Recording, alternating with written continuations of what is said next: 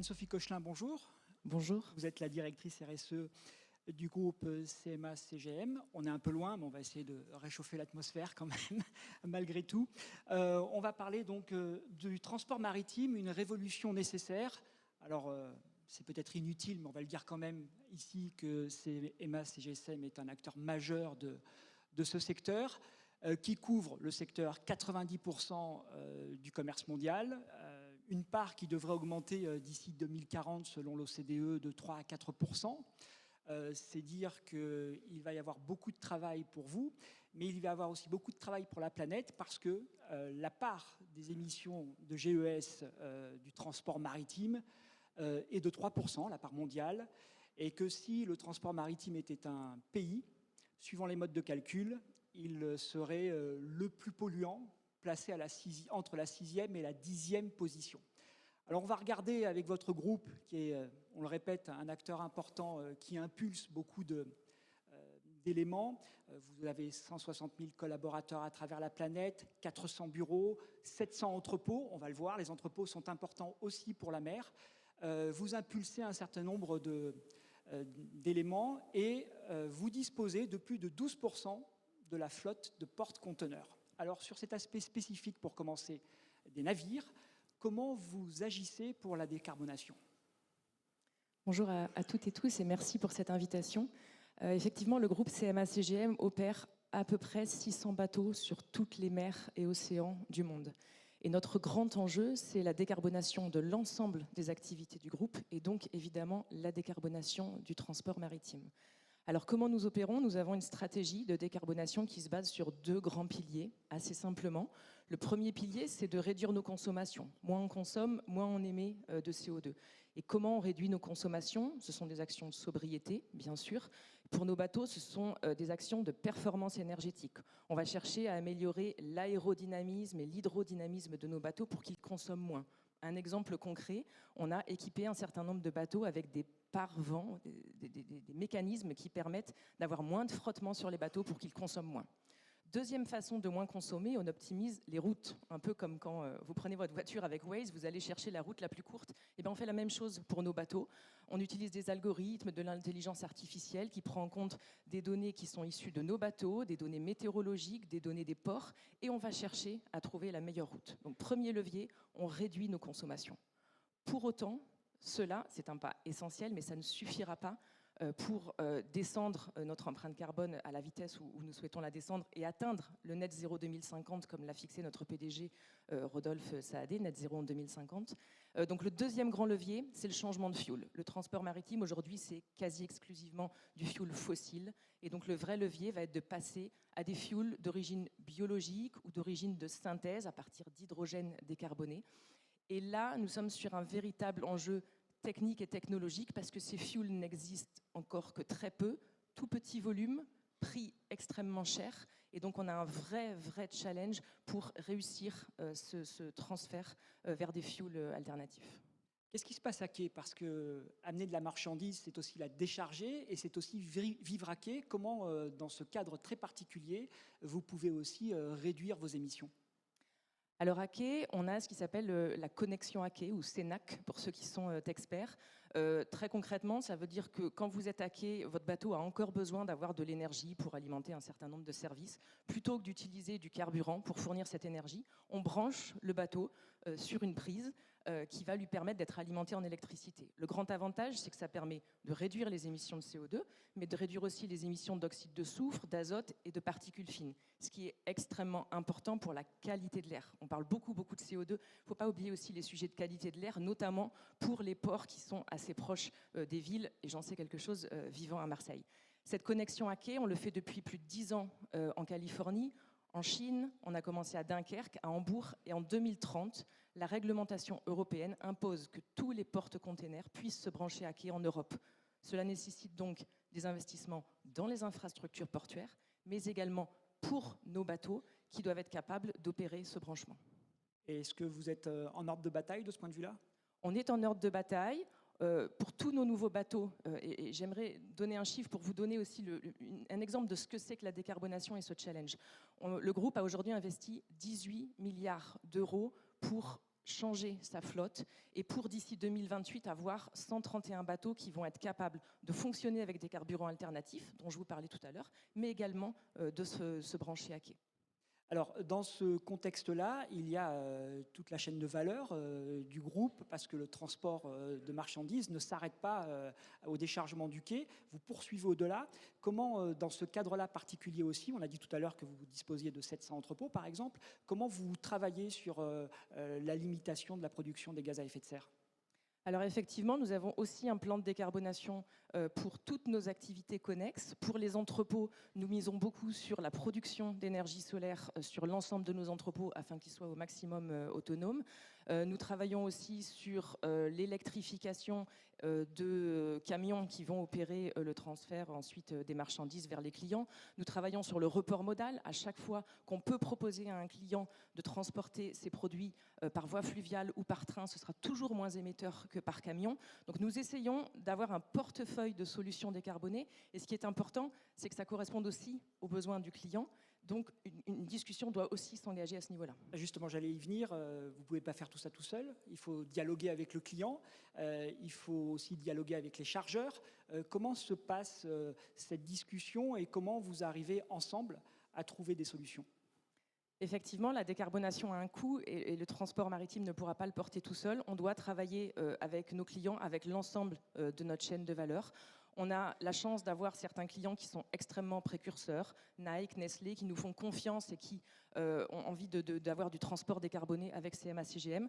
Comment fait-on ? Eh bien, on prend du temps pour discuter avec les clients, pour comprendre quelle est leur stratégie de décarbonation et comprendre comment nos produits, nos offres vont pouvoir répondre à leurs demandes. Alors, on l'a dit tout à l'heure, vous êtes directrice RSE. Est-ce que les actions que vous menez sont attractives pour de futurs collaborateurs ? Et est-ce que vos collaborateurs sur le terrain, parce que vous êtes dans le monde entier, que les problématiques ne sont pas les mêmes, vous font remonter des solutions que vous êtes en capacité d'appliquer ensuite ici ou là ? Alors, au sein du groupe CMA-CGM, on a la chance d'avoir des collaborateurs extrêmement engagés et très conscients de ces problématiques environnementales. Et le but de la RSE, c'est d'animer finalement cette prise de conscience chez les collaborateurs, de leur donner des outils, par exemple, pour réduire leur consommation dans leur bureau, pour faire de la mobilité douce quand ils vont au travail. À Marseille, par exemple, on a financé 170 vélos électriques pour que nos collaborateurs puissent venir travailler en vélo plutôt qu'en voiture. Peut-être que ça n'a l'air de rien. Moi, je suis convaincue que toutes les petites gouttes d'eau font une rivière qui, à la fin, arrive à l'océan. C'est un levier d'engagement pour nos collaborateurs. C'est aussi un levier de fierté. Je pense que ça ferait plaisir à M. Chemla qui parlait de ses hormones de bonheur. Et c'est un levier d'attractivité puisqu'aujourd'hui, les jeunes talents qui souhaitent rejoindre le groupe nous challengent, nous questionnent sur notre stratégie RSE. Je vous remercie. On est pile poil dans les temps. Bravo. Merci Anne-Sophie Cochelin, beaucoup. directrice RSE de CMA-CGM. École, commerce, logement social, énergie renouvelable. Vous ne le savez pas, mais chaque jour, la Banque des Territoires accompagne les projets de votre collectivité locale pour améliorer votre vie quotidienne. Vivez, on s'occupe du reste.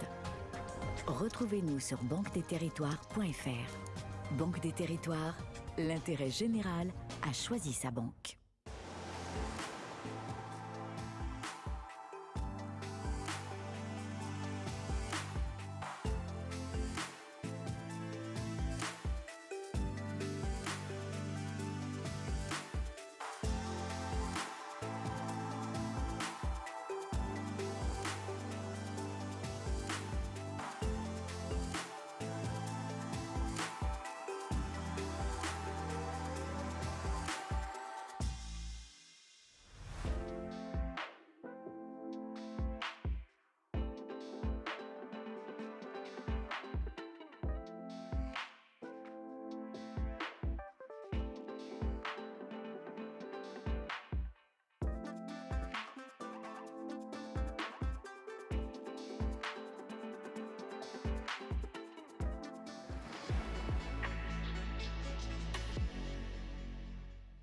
Pardon, avec le micro, c'est mieux. Nous poursuivons la conversation avec 4 invités sur donc, ce thème de la révolution nécessaire pour le transport maritime. Et dans ce cadre-là, je vous les présenterai au fur et à mesure pour qu'on ne perde pas de temps, mais on va commencer avec vous, Pierre Ippolito. Vous êtes entre autres le président de l'UP06, donc le patron des patrons localement. Quand vous entendez ce que vous venez d'entendre sur un territoire aussi enclavé que les Alpes-Maritimes, vous nous dites quoi à propos du transport maritime de fret ? Ce qui est vrai que dans les Alpes-Maritimes, bonjour à tous, excusez-moi. Dans les Alpes-Maritimes, on a une vraie problématique d'enclavement. On a la chance d'avoir un aéroport international, mais on n'a pas de port de commerce qui nous permette d'avoir un approvisionnement en marchandises par la mer. Or, plus de 80% des marchandises sont transportées quand même par la mer, donc on a une vraie dépendance à nos réseaux routiers, à nos réseaux aéroportuaires. Et on n'a pas d'alternative aujourd'hui d'approvisionnement, notamment alimentaire, puisque on ne produit dans les Alpes-Maritimes que 1% de notre consommation. Donc on a un vrai enjeu et une vraie dépendance, et il faut qu'on travaille avec les ports voisins, voire sur des projets de construction de ports pour pouvoir gérer aussi l'approvisionnement en marchandises sur notre territoire. Mais est-ce qu'on est capable de faire quelque chose ici sur la Côte d'Azur pour accueillir de nouvelles unités, par exemple, plus importantes, ou avoir un trafic de fret qui s'accroîtrait ? C'est vrai que sur le territoire, on a concentré notre développement sur le yachting, plus que sur le transport de marchandises. Ça peut se comprendre puisqu'on est zone touristique reconnue dans le monde entier. C'est plus de 14 000 places de bateaux, c'est plus de 10 000 emplois, l'activité de yachting sur la région sud, plus d'1 milliard de retombées économiques. Donc c'est un vrai poumon économique et ça a un peu grévé les capacités de travailler sur le transport de marchandises, qui est aussi une vraie alternative et un autre marché. Mais est-ce que vous avez des pistes ? Il fut un temps, dans les années 80, on avait un projet de ports commerciaux au bout de l'aéroport de Nice-Côte d'Azur. Aujourd'hui, pour construire des projets d'envergure sur le territoire français, c'est des dizaines d'années, parce qu'on a des contraintes réglementaires très importantes. On est un pays qui se prône et qui est plutôt moteur dans la transition énergétique. C'est bien, c'est notre responsabilité, mais c'est aussi un frein. Il faut aussi le reconnaître, et il faut qu'on arrive toujours à trouver l'alternative et l'équilibre entre la transition écologique, la préservation de la Posidonie et le développement économique pour le bien-être de nos citoyens et de nos touristes. Alors vous avez à côté de vous Alain Mistre, bonjour. Vous êtes le patron du port de Nice. Comment le port de Nice se prépare pour accueillir, vous êtes en charge du poste depuis février, je crois. Comment vous vous préparez à accueillir ces grandes unités et celles qui viennent déjà ? Alors bonjour, merci pour l'invitation, bonjour à tous. Ce qu'on a mis en place depuis février, c'est de regarder comment on pouvait décarboner très rapidement pour atteindre des objectifs fixés par l'Organisation maritime internationale. Évidemment, les ports accueillent les bateaux, donc on regarde ce que font les grandes organisations internationales. Donc c'est d'arriver à décarboner à 40% de moins en 2030 et à arriver à zéro émission en 2050. Donc ce qu'on a visé avec la métropole, avec Monsieur le maire président, c'est d'électrifier nos quais. Alors, quand je parle d'électrifier les quais, c'est d'électrifier les quais de commerce. On a déjà tous nos quais qui sont électrifiés pour la petite plaisance et la grande plaisance. C'est-à-dire les yachts de taille avant qui étaient de grande taille, mais qu'on appelle maintenant de taille moyenne. Donc on va électrifier nos quais pour accueillir et connecter les ferries, les bateaux de croisière et les cargos qu'on reçoit. Par exemple, le petit cimentier qui avitaille un peu toute la Corse et des régions d'Italie. Donc, première chose, appel d'offres qui a été passé et qui ferme justement le 3 octobre, la semaine prochaine. Début des travaux 2025, fin des travaux 2027, avec une première connexion électrique en 2027. Est-ce que le port de Nice est un port de fret ? Alors, on est le premier port cimentier de France, parce oui. qu'on a l'usine Vicat qui est dans l'arrière-pays niçois, et donc où on transporte beaucoup de ciment sur la Corse et à l'export, à l'international, en Italie et quelquefois en Espagne. On parle de quelle taille de navire ? Le cimentier fait à peu près une centaine de mètres. Est-ce que c'est une activité qui pourrait s'accroître dans les années qui viennent sur le port de Nice ? Alors, c'est quelque chose où l'entreprise, donc Vicat, a une volonté de continuer à développer son trafic depuis Nice. Elle met en place aussi toute une séquence logistique de décarbonation, puisqu'elle utilise pour acheminer le ciment au port des camions qui ont une propulsion avec un carburant qui est alternatif, donc un biocarburant. Donc là-dessus, on prend en compte la chaîne logistique qui va jusqu'au port. Et nous, ce qu'on fait, c'est dans les ports, c'est connexion électrique Après, la directrice de la RSE de la CMA-CGM a très bien résumé le problème. Sophie Cochelin. Voilà, c'est connexion électrique pour le port. On est aussi à la recherche de... On va pouvoir maintenant fournir à nos armateurs, navires de croisière, navires de commerce, navires de cargo, yachts et petites plaisances, des carburants alternatifs comme du HVO ou décarboné à 90%, de l'hydrogène dans le futur, parce que les motoristes de petites plaisances commencent à travailler sur la motorisation hydrogène pour du hors-bord. Donc tout ça, ces trois grandes stratégies du port de Nice, c'est électrification des quais de commerce, fourniture de carburants décarbonés et bio, et aussi bien sûr de l'hydrogène à plus longue échéance. On va arriver au carburant décarboné dans un instant, mais vous avez évoqué tous les deux la plaisance, hein, ça n'échappe à personne. C'est l'élément majeur de la navigation sur la Côte d'Azur et assez largement en Méditerranée. Est-ce que les usagers, les utilisateurs sont sensibles à tout ça ? Comment ils vous écoutent ou pas? Par exemple, tous ceux qui partent en plongée chaque jour au large de nos côtes. Est-ce que ces personnes très concernées par l'environnement sont aussi concernées par ce qu'ils consomment en termes de carburant, par exemple? Alors, allez-y, Alain. Si vous voulez, déjà, ce qu'on a donc décidé de mettre en place sur le port de Nice, c'est que tous les acteurs économiques qui partent du port de Nice devront répondre à un cahier des charges environnemental. Par exemple, une location de bateau, on va demander à ce qu'il y ait de la propulsion électrique.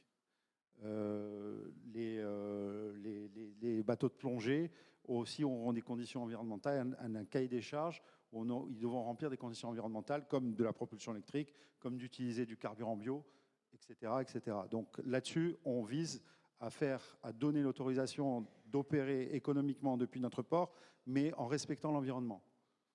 Donc il va y avoir une espèce d'étude d'impact pour chacun d'entre Exactement. nous avant de prendre la mer? Tout à fait. Je pense qu'il y a une démarche qui prend en compte l'évolution des mentalités, donc la tendance elle est bonne.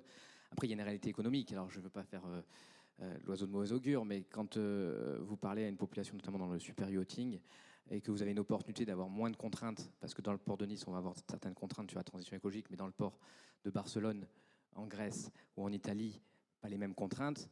Le yacht, il peut bouger facilement, donc on est dans un marché qui est européen, voire mondial, et il nous faut une réglementation qui soit équilibrée de partout et homogène.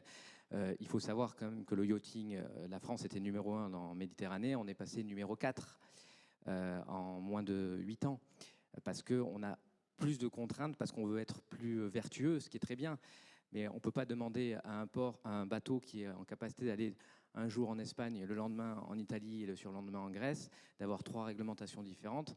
Et après, un capitaine ou un propriétaire qui a le choix entre un endroit sans contraintes et un endroit avec des contraintes, malheureusement, humainement, on choisit l'endroit sans contraintes. Alors, on va parler maintenant du carburant avec Emmanuel Vuillerme. Vous êtes le directeur, alors que je ne me trompe pas, stratégie et technique d'Evolen. Evolen, oui, effectivement. Qu'est-ce que vous faites concrètement sur ces carburants ? Alors, Evolen, c'est une association française qui regroupe un certain nombre d'acteurs industriels de l'énergie. Donc, je sais qu'il y en a d'ailleurs un certain nombre des entreprises membres de notre association qui sont dans la salle. Donc, concrètement, quel rôle jouent justement les entreprises du secteur de l'énergie dans la transition énergétique du transport maritime? Alors, il est clair que le volet carburant est un des leviers, parmi tant d'autres, pour réussir la transition énergétique du transport maritime. Quand je dis que c'est un des leviers, c'est qu'évidemment, ça ne suffira pas, il faudra jouer aussi sur les autres leviers. Donc si je prends une ancienne casquette, puisque jusqu'en avril dernier, j'étais au ministère de la Mer, justement, qui était bien le ministère de la Mer, j'ai contribué justement à l'élaboration d'une feuille de route de décarbonation qui a été co-écrite avec l'ensemble des acteurs de la filière pour voir justement comment on atteignait ces cibles de réduction. Donc elles étaient écrites il n'y a pas longtemps, hein, c'était sur les écrans, vous l'avez vu, c'est Net Zéro 2050. Et d'ailleurs, donc ça c'est quelque chose qui est fixé via l'Organisation maritime internationale. Et on ne peut pas être plus d'ailleurs dans l'actualité, puisque d'ici 2 jours va s'ouvrir justement un comité à Londres au sein de cette Organisation maritime internationale pour voir quels outils concrets on met en œuvre pour atteindre cet objectif net zéro 2050. Sachant qu'il y a des étapes en 2030 et en 2040. Et donc, ce que je voulais dire, c'est que le levier énergétique va être un des leviers. Il y aura aussi, je crois que CMA-CGM en a un petit peu parlé, la sobriété via la baisse de vitesse et la dimension efficacité énergétique. Ils nous ont présenté un certain nombre de leviers qu'il faudra mettre en œuvre pour justement réduire cette dépendance aux énergies. Mais sur les carburants alternatifs, est-ce qu'on a quelque chose ? Est-ce qu'on a quelque chose? On a plein de choses. On a plein de choses. Justement, si je fais la suite avec ce que disait CMA-CGM, eux, ils ont investi, par exemple, c'est un armateur qui a pris les devants et a choisi d'investir assez tôt dans le gaz naturel, le GNL, gaz naturel liquéfié, qui est un carburant dit alternatif, mais qui reste un carburant fossile, ne nous y trompons pas. Donc qui a un certain nombre de bénéfices environnementaux, mais néanmoins qui reste fossile, et donc il va falloir à moyen terme trouver, et moyen et long terme, d'autres alternatives. Et donc quelles sont les 2 grandes familles de carburants derrière que l'on a? Si on va du plus mature au moins mature, on commence par les carburants d'origine biosourcée, ils en ont également parlé, hein, donc les biocarburants, qui peuvent être de multiples sortes, voilà, mais qui doivent être des biocarburants aujourd'hui qui sont efficaces en termes de réduction de gaz à effet de serre. Et autre chose, c'est que les biocarburants sont évidemment en ressources très limitées. Il ne doit pas avoir de compétition avec d'autres usages, notamment l'alimentation, qui est quand même le besoin premier. Et c'est quand même une vraie question. Donc vous imaginez bien qu'il y a des questions aussi de certification derrière, hein, puisque tous ces carburants transitent à travers le monde. Donc il faut être sûr, dans les carburants qu'on utilise, eh bien, que ce sont bien des carburants certifiés qui ne fassent pas concurrence à d'autres usages premiers. Donc les biocarburants qui peuvent être aussi gazeux, hein, on parle de méthanisation, des choses qui sont déjà relativement développées, même s'il y a encore beaucoup de choses à faire. Et la deuxième grande famille de carburants qui est moins mature d'un point de vue, on va dire avant tout économique, c'est les carburants de synthèse, les e-carburants que vous entendez, ou e-fuel. Et là, on va dire, c'est pareil, on ne sait pas encore trop, rien n'est vraiment fixé sur quel carburant. Il y a plusieurs possibilités, mais en gros, si je fais les grandes familles, ce qui ressort, il y a le méthanol qui est plutôt en vogue en ce moment dans les discours, on va dire, puisqu'il n'y a pas encore de production de méthanol bas carbone. Et il y a aussi l'ammoniac qui présente tout un tas de difficultés. C'est quelque chose qui est liquide alors, quand on le refroidit, mais qui est extrêmement contraignant à l'utilisation, notamment d'un point de vue de sécurité. Et puis après, vous pouvez avoir d'autres formes aussi de carburants de synthèse, par exemple du GNL de synthèse, donc du gaz naturel de synthèse, ou du diesel de synthèse. Alors avant d'en arriver à une nouvelle technologie de propulsion, en tout cas de navigation, juste une question. Vous avez fait référence à l'instant à votre ancienne casquette au ministère. Pierre Ippolito expliquait à l'instant qu'il fallait harmoniser les législations. Est-ce que c'est quelque chose sur quoi on planche sérieusement?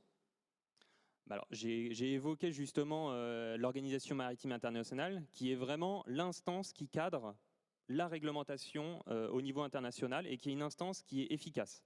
Alors, évidemment, elle souffre de certaines difficultés quand on parle d'harmonisation au niveau international. On comprend bien qu'on n'a pas les mêmes difficultés au niveau français que dans d'autres pays qui potentiellement peuvent être moins développés, et que du coup, arriver à concorder, avoir parlé d'une seule voix, c'est pas forcément facile. Pour autant, il y a cet objectif qui a été pris par l'ensemble des pays, donc net zéro 2050 avec des étapes, comme je disais, en 2030-2040. Et on a aussi, si je descends d'un cran au niveau international, si je passe au niveau européen, 2 grosses réglementations qui viennent d'entrer en jeu, en vigueur. On a l'entrée du transport maritime sur le marché du carbone. Donc depuis cette année, on va dire, chaque navire, qu'il soit pavillon français ou non, hein, qui touche une côte européenne, doit être soumis justement à ce marché du carbone.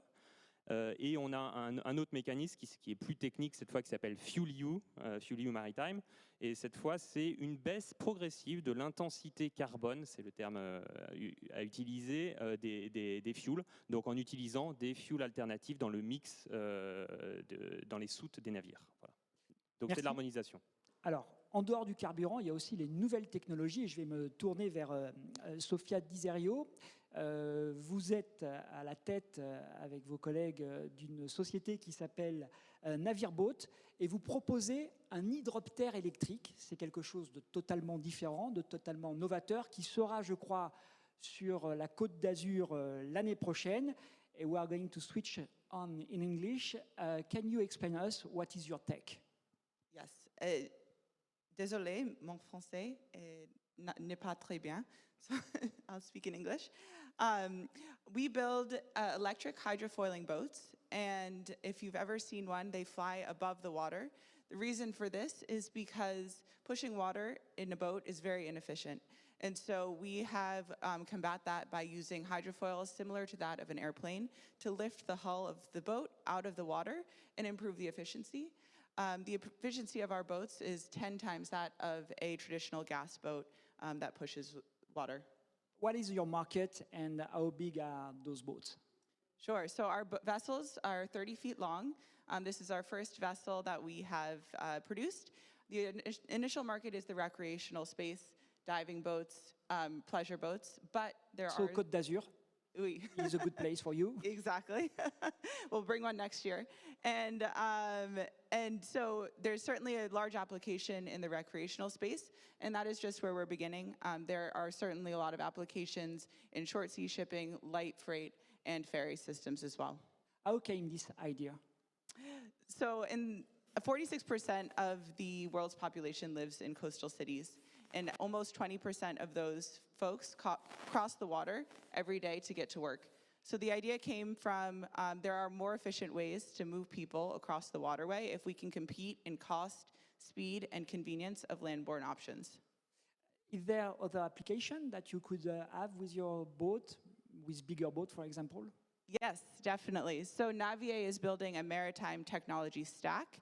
As I mentioned, we're starting with smaller vessels, just like automotive and aerospace has started electrifying smaller vessels, but then we will then scale those up into larger vessels, including short sea shipping and ferry systems. So far, what is your development?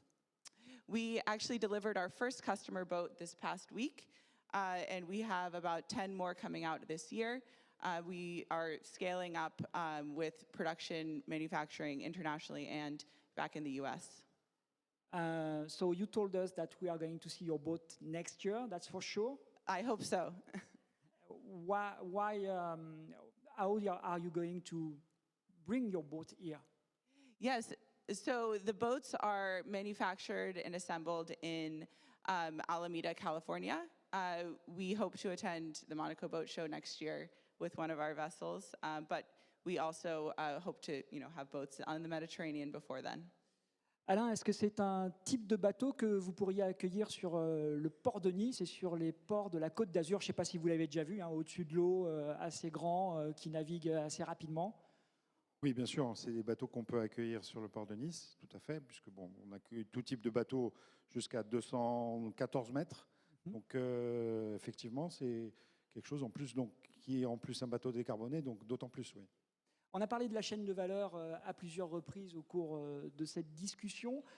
Quand les visiteurs débarquent des quais sur les grandes unités de Nice, comment on peut les sensibiliser? Est-ce que c'est un bon moment pour les sensibiliser à ces problématiques-là? Oui, tout à fait.